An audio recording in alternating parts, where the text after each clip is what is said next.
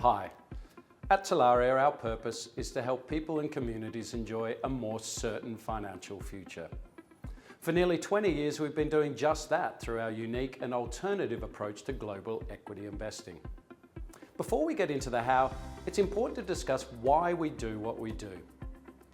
At its core, we believe investors should be paid for taking equity market risk. And our investment philosophy is based on the fact that the volatility of share prices is often higher than the volatility of corporate cash flows. We seek to exploit this difference. The source of this difference between a share price and the fundamental value of cash flows is rooted in behavioural biases. Examples of such biases include short versus long-term focus, a recency bias, extrapolation, and modelling assumptions that lead to oversimplification. With this in mind, our portfolio is built with an integrated process which combines fundamental bottom-up research to identify companies we want to own and a unique implementation process which rewards investors immediately for taking market risk. This approach achieves three key outcomes: consistent income, less market risk, and lower portfolio volatility. We'll go into more detail about how that works soon, but first, let's drill down into the initial part of the process, the research. First up, a high conviction approach is taken to construct a concentrated portfolio of global equity investments. The process begins with excluding certain companies based on ethical grounds. The first filter we apply is the company must have a developed market listing and have a market capitalization of at least $5 billion US. This leaves an opportunity set of around about 1,800 global securities for consideration. This initial screen narrows down all global equities ex-Australia into our investable universe. We then screen these companies within sector and region based on 7 unchanging elements. However, the relative importance of these elements changes over the course of the stock market cycle, which is reflected in the screen. These 7 elements can be split into 3 general categories: valuation, fundamentals, and risk.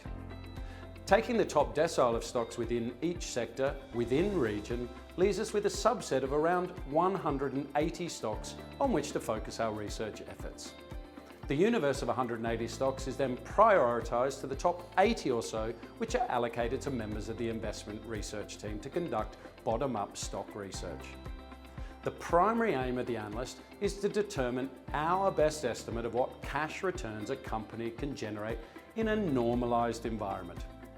This is done through analysing company annual reports and financial statements, typically going back a minimum of 10 years.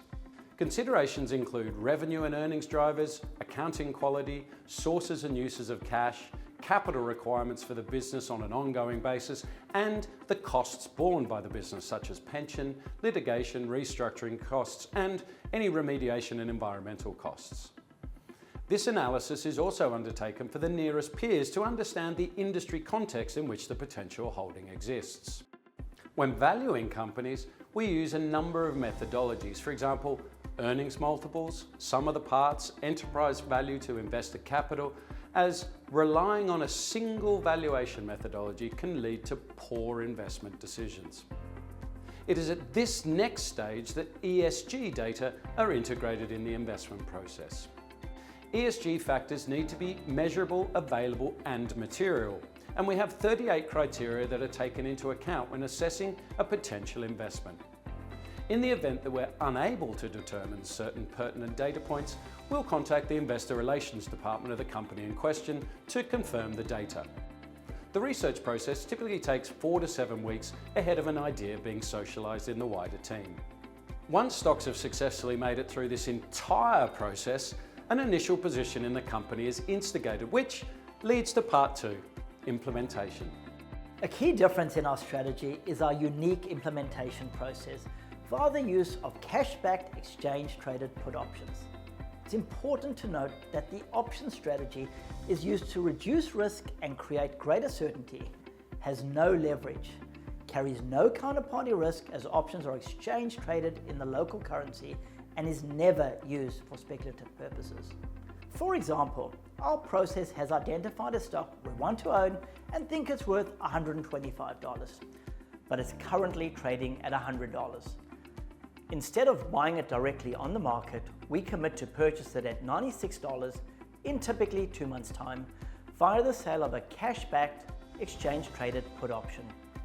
A put option is a contract to buy a share at a price lower than the current market price and at a later date. The sale of a put option generates an option premium where the seller is paid a fee.